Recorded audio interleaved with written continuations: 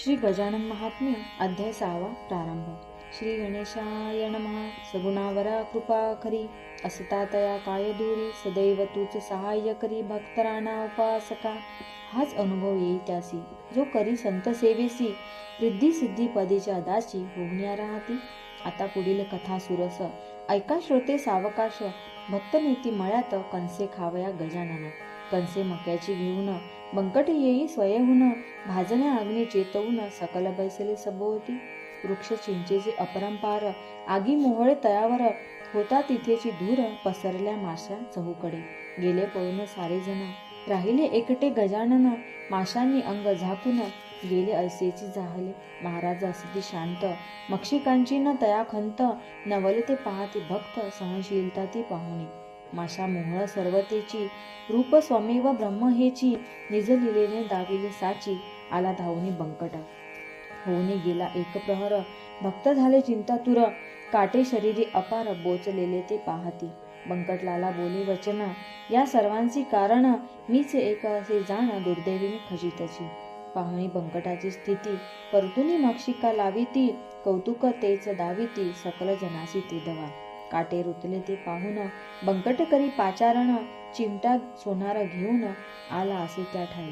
अंगीचे रुतले काटे, काढू न शकती चिमटे, मीच काढून उलटे, दाखवितो ऐसे बोलती. ऐसे वधुनी गजानन, श्वास धरती रोखून, रुतलेल्या स्थलातून काटेवरती आणले.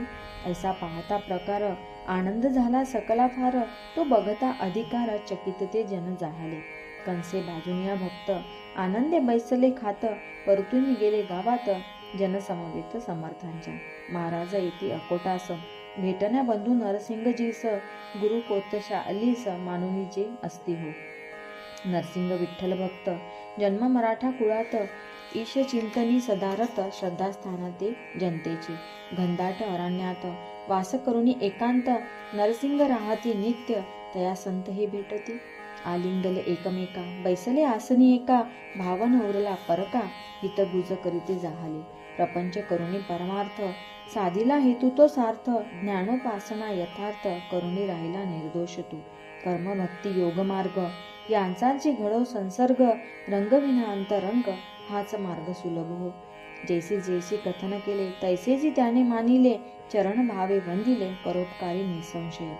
तुम्ही आम्ही सर्व एक, वृत्ती ठेवून सद्विवेक, संकटा झेलून अनेक, शांती नांदवी या भुवरी. नित्य भावी भेटीगाठी, अपराध घालून या पोटी, गजानना कृपादृष्टी, नित्य राहो आम्हावरी.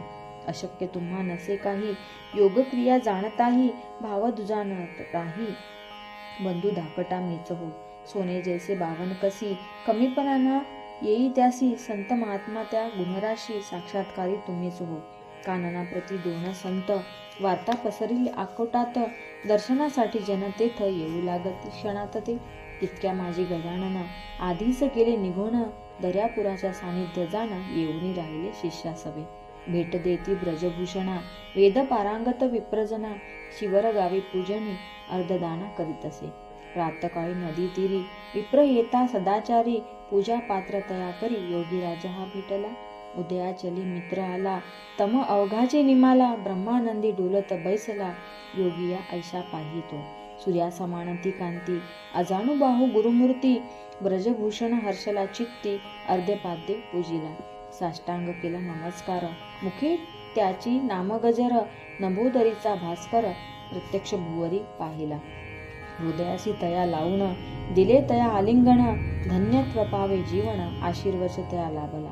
परतुनी आले शेगावात, उत्सव मारुती मंदिरात, नाम संकीर्तन गजरात, अन्नदाता करविले. तिथेची राहती गजानन, बंकटा लावी परतून, राहण्यायोग्य हे स्थान, ऐसे म्हणून सांगितले. स्वामी राहती मंदिरी, शेगाव झाली पंढरी, भास्कर पाटील सेवा करी, गजानन तव कृपे. इति श्री गजानन महात्म्य षष्ठोध्याय समाप्त.